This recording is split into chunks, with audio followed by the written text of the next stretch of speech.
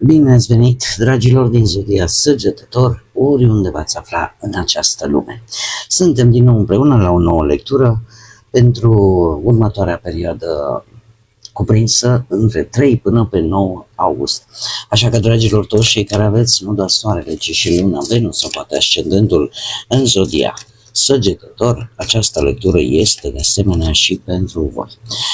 Ca de fiecare dată, vă readuc aminte, este totuși o lectură general colectivă, așa că vă rog să luați decât ceea ce va rezona cu voi. Și înainte de a începe, vreau să le mulțumesc din suflet tuturor celor care sunteți deja aici, care mă susțineți prin like-uri, prin comentariile frumoase, prin gesturile voastre de apreciere și prin fiecare gând bun care vine din partea voastră. Desigur, cei care sunteți pentru prima oară aici pe canal, vă urez bun venit și dacă la finalul acestei lecturi simțiți că ați rezonat sau pur și simplu v-a plăcut, nu uitați să vă abonați. Este gratuit și în felul acesta nu veți pierde niciuna dintre lecturile mele. Și acum, haideți să vedem care este energia voastră generală pentru această prima săptămână întreagă din august. Și prieten de drum, așa se numește această carte. Ce ne vorbește ea?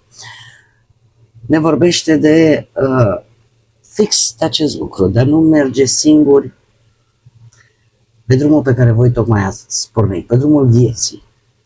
De ce? Pentru că se pare că aveți sprijin, aveți ghizi, aveți acei oameni potriviți în jurul vostru. Se pare că sunteți susținut, chiar dacă poate nu pare uneori, nu simțiți mereu acest lucru. Este o săptămână în care e posibil să vă întâlniți cu anumite cazuri, anumite situații, în care pur și simplu, poate atunci când ai cea mai mare nevoie, să apară chiar și un străin care să vă ajute. Da? Dacă nu sunt oamenii pe care deja îi cunoașteți. Acum, ideea care este a acestei energii nu este doar despre acest drum al vieții. Este și despre încrederea că calea pe care tu ai ales-o este cea bună. Și că la un moment dat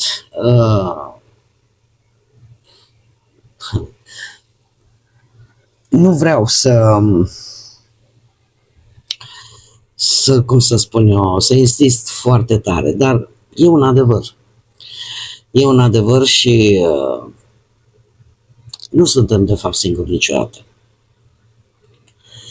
Există cineva acolo sus care ne iubește și, nu știu, eu cred că e mai degrabă o energie de conștientizare a acestui fapt.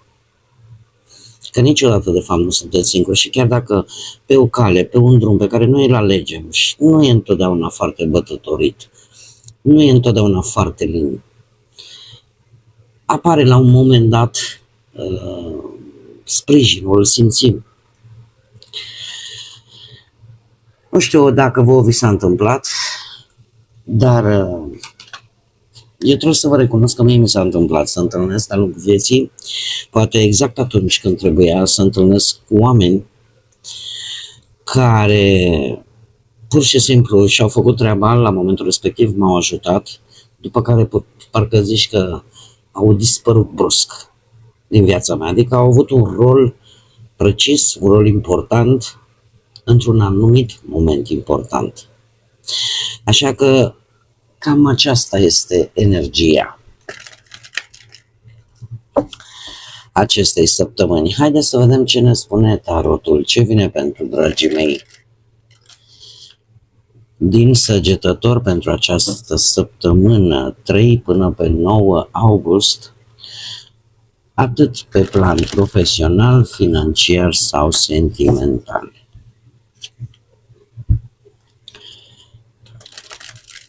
Să vedem.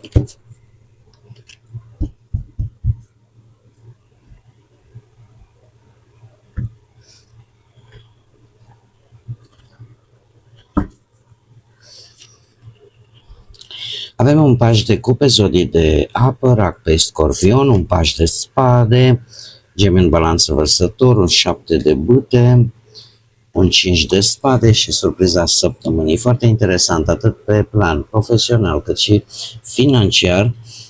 Putem vorbi de noi începuturi, de energii tinere sau energie tânără. Dar haideți să le și clarificăm.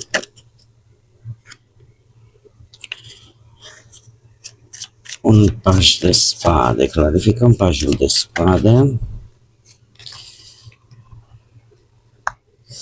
Clarificăm 7 de bâte.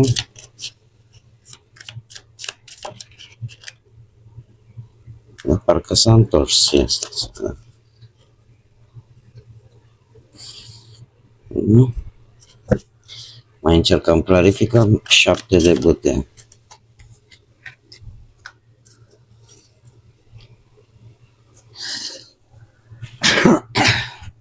Îmi cer scuze. Clarificăm 5 de spade.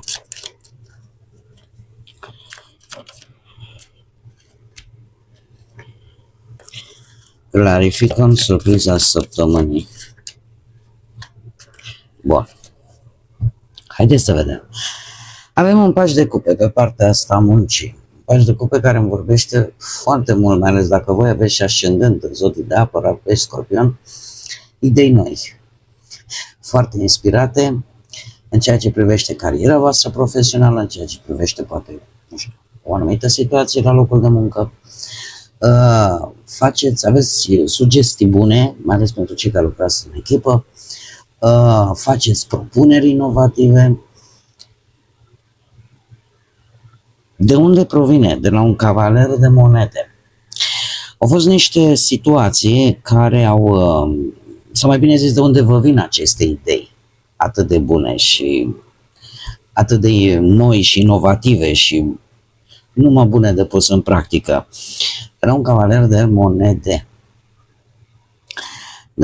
Nu știu dacă zodiile de pământ de asemenea au vreo legătură cu voi pe partea asta a profesiei, Taur, Fecioară sau Capricorn, dar acest cavaler de monede îmi vorbește de o perioadă în care voi ați fost serioși, v-ați făcut munca într-un mod foarte disciplinat, foarte constant. Chiar dacă ați fi vrut să schimbați ceva în domeniul ăsta al muncii, nu au fost schimbări rapide, cumva progresul a existat, dar s-a mișcat așa pas cu pas. Voi oricum, din câte văd eu aici, nu v-ați pierdut nici interesul și nici perseverența, pentru că ați vrut să construiți ceva solid din punctul ăsta de vedere, sau pur și simplu ați avut voi un proiect, un plan de care v-ați ținut, chiar dacă el nu s-a mișcat, cum am mai spus, atât de repede. Așa că ideea asta de a fi responsabil, de a munci constant, de a avea răbdare, de a fi perseverent, vă aduce posibil chiar o ofertă interesantă, o ofertă care chiar vă poate emoționa, să zic așa, la care poate chiar nici măcar nu v-ați fi așteptat. Poate vă așteptați la o ofertă, dar acum depinde și ce înglobează această ofertă. Da? Dar e posibil să simțiți așa, să vă simțiți și un pic emotivi. Da? Asta dacă nu faceți voi oferta asta. Dar este ceva important și vine după o perioadă. E important în sensul că duce către ceva nou. Se pun niște baze. Și vine, desigur, cum am mai spus, după o perioadă în care lucrurile au mers încet, dar responsabili. Acum, pe partea bănuților avem un paș de spade. Un alt soi, să spunem așa, ori de început, ori pur și simplu curiozitate. Pașul de spade vorbește de inițiativă, entuziasm și inițiativă. Arată o abordare mult mai activă și mult mai curioasă, legată ori de bani în general, ori pur și simplu ideea asta pe care o aveți de a explora noi modalități de a vă câștiga bănuții. De asemenea, merge în tandem cu pajul de cupe. De ce? Pentru că la rândul său ne vorbește de niște idei noi, chiar dacă uneori sunt riscante. Și aici va trebui să acordați un pic mai multă atenție, să vedeți exact, adică să aveți cel puțin certitudinea într-un procent cât mai mare că se merită să investiți în ceva, poate bănuți. De unde provine acest paj de spade? Și avem moderația, aici voi sunteți, că vă reprezintă pe voi zodia Săgetător. Avem iar un cavaler de data aceasta de cupe și nebunul.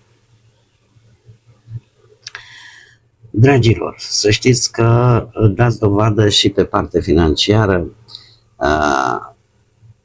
cel puțin în trecut ați dat dovadă de maturitate. Și în această situație ați fost destul de echilibrați și cu bănuții. Aș spune chiar că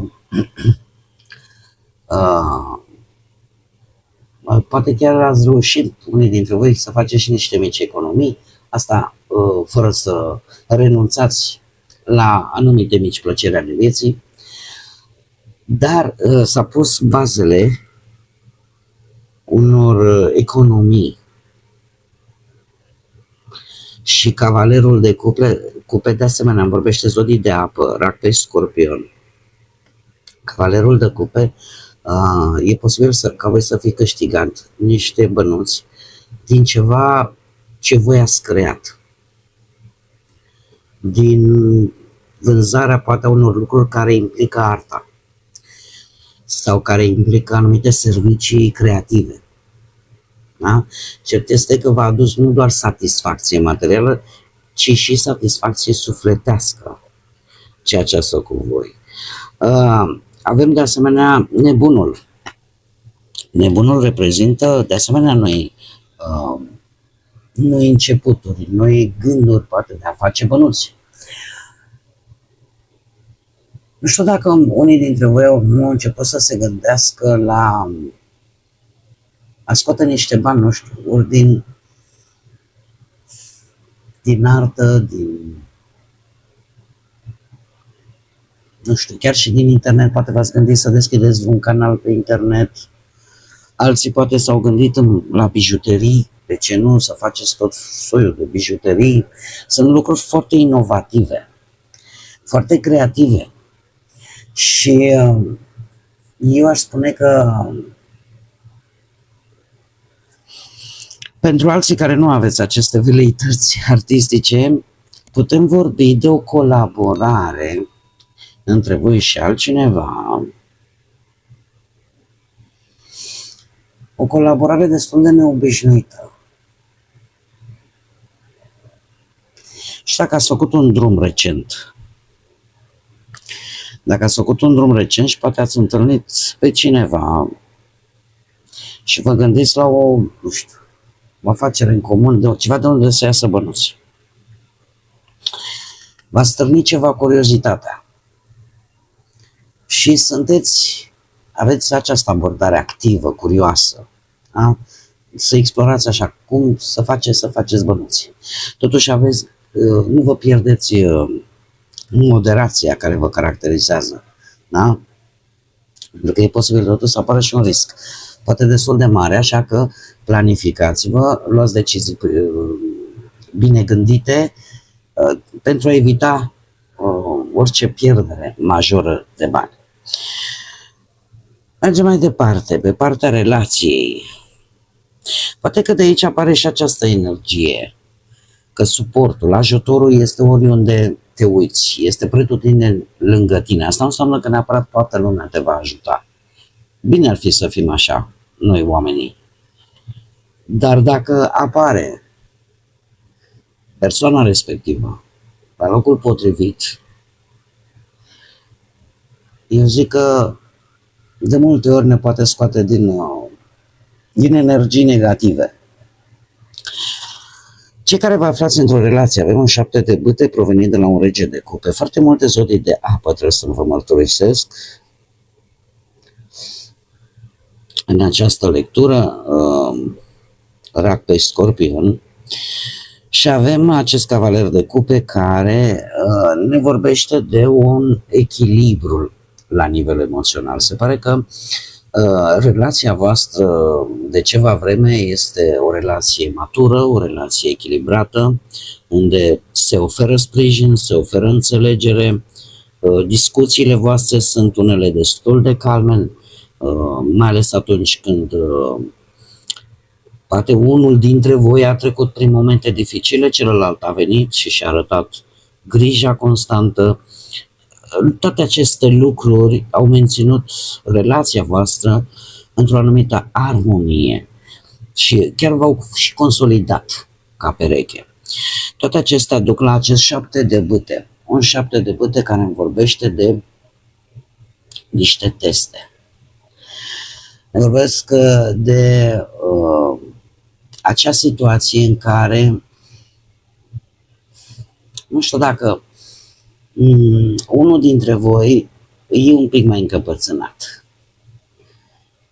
Se mai pot așa foarte puțin la suprafață tulbura, să spunem, spiritele, să apară așa mici discordanțe, mici provocări, că e poate, nu știu, fiecare are o opinie diferită, dar din câte văd eu aici, totuși relația voastră este una destul de solidă, așa că nu văd de ce n-ați putea să treceți peste acest lucru. Este de asemenea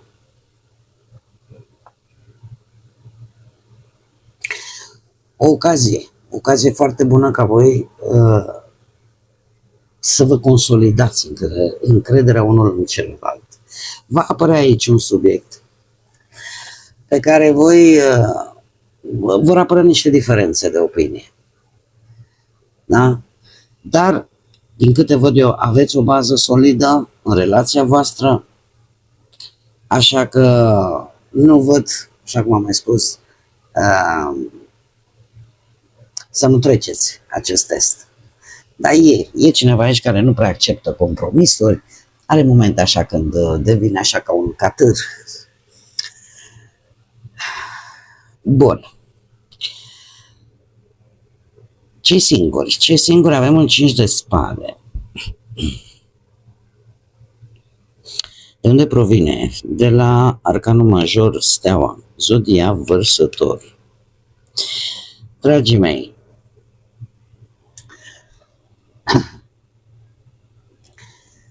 știu dacă voi nu veți intra într-o situație un pic conflictuală cu cineva care vă va provoca.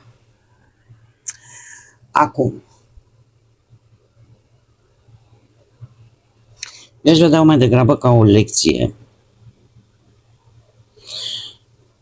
ceea ce spun mie cărțile. E vorba de o lecție că nu întotdeauna avem dreptate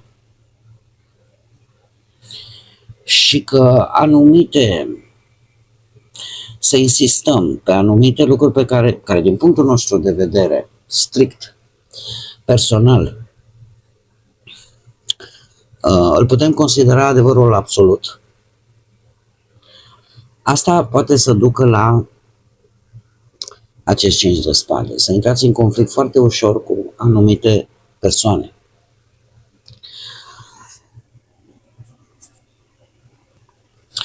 Pe de altă parte, la voi, dragii mei, e posibil ca voi să vă fi făcut destul de multe iluzii, pentru că Steaua ne poate vorbi și de acest lucru, destul de multe speranțe vis-a-vis de cineva. Și atunci, în acest caz, avem un 5 de spade care ne arată dezamăgirea.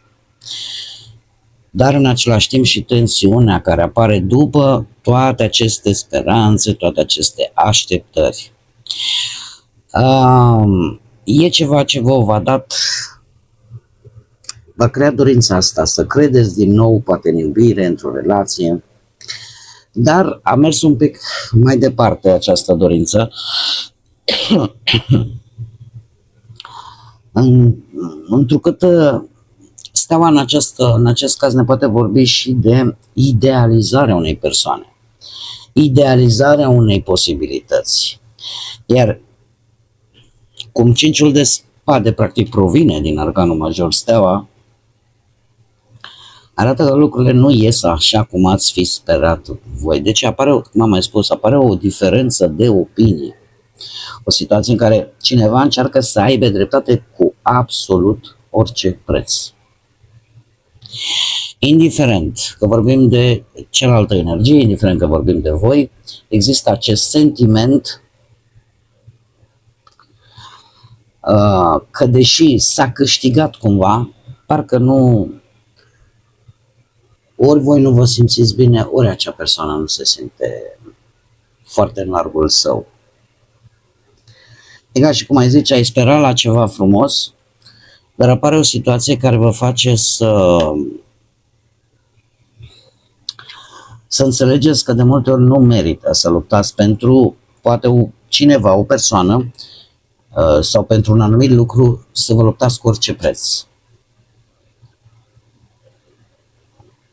Trebuie să, v-am mai spus, poate să fie și la voi o lecție în a ști pe viitor să vă alegeți bătăliile,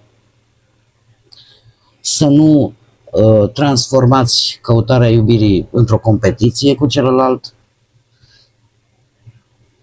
Poate, de ce nu, să nu încercați să convingeți pe cineva că trebuie să vă aleagă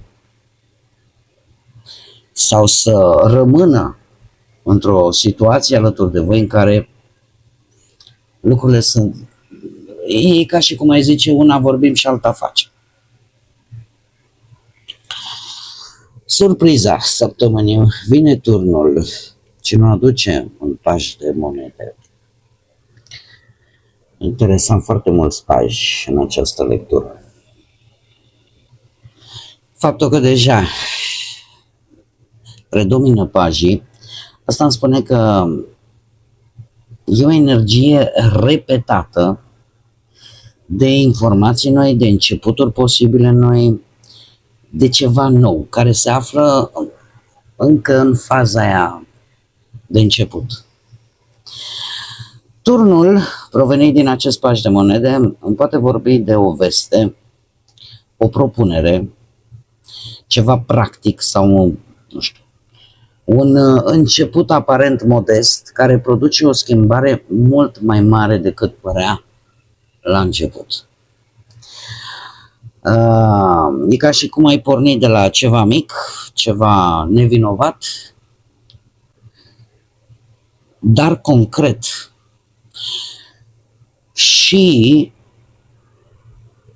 Dar are cumva un efect neașteptat, care zdrunci în acest plan. Și e posibil chiar să vă schimbe direcția. E ca și cum asta se poate aplica pe orice domeniu al vieții, da? Surpriza săptămânii. Aici voi rămâne să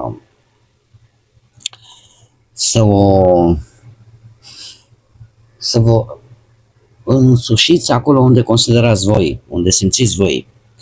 Dar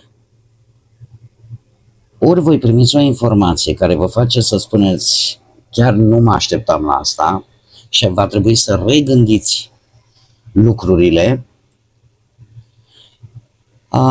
Din ce văd eu aici, totuși, nu aș spune neapărat să interpretez turnul în mod automat așa ca fiind ceva rău. E o combinație, e ceva brusc. Ceva brusc care vă scoate clar din zona voastră de confort.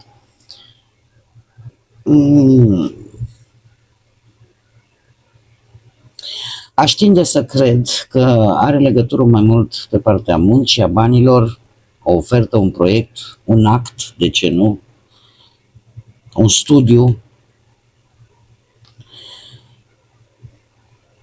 Pe de altă parte, am într-adevăr și aici ceva vă va surprinde, mai ales cei care aveți poate copii. Ceva vă va surprinde la unul dintre ei, vis-a-vis, nu știu, apare o schimbare bruscă vis-a-vis de școala unuia dintre copii, da? Pentru cei care rezonează, desigur, cu acest aspect. Ceva se schimbă vis-a-vis ori de studiu unei energii tinere, ori această energie tânără vă cam dă planurile peste cap așa brusc. Haideți să vedem și ce mesaj aveți de la îngeri în această săptămână. Care e mesajul pentru dragii mei din Săgetător, săptămâna 3-9 august. Bun, și avem căsătorie. Ce ne spune? Spune așa: căsătoria este uniunea dintre două suflete unite prin dragoste, respect reciproc și compromis. Asta simbolizează existența dorinței de a face cu trecerea timpului ca dragostea, iubirea să fie mai puternică. În ziua nunții tale trebuie să legitimezi credința ta naturală în puterea iubirii, așa că, dragă ființă, trebuie să procuri să menții întotdeauna vie această credință și această iubire. Dragilor, noi chiar putem vorbi de o căsătorie la propriu, dar în același timp putem vorbi și de o colaborare foarte importantă și care are șanse mari să fie pe termen lung. Desigur, prin impunerea anumitor condiții esențiale. Da? O colaborare care să se manifeste pe încredere reciprocă, pe aceleași valori comune, dar există această șansă în această săptămână. Dar cumva trebuie lucrat cât mai sincer, cinstit, onest, cât mai drept. Și chiar se pot semna documente importante. Bun, dragii mei, cam aceasta a fost lectura pentru voi, pentru această primă săptămână întreagă de august. Eu vă mulțumesc tare mult că ați fost alături de mine, iar până data viitoare când ne vom reîntâlni la o nouă lectură, nu uitați, suflete frumoase, să gândiți înalt, să zburați înalt și, desigur, să lăsați ca pacea, iubirea, credința și lumina să vă însoțească la fiecare pas.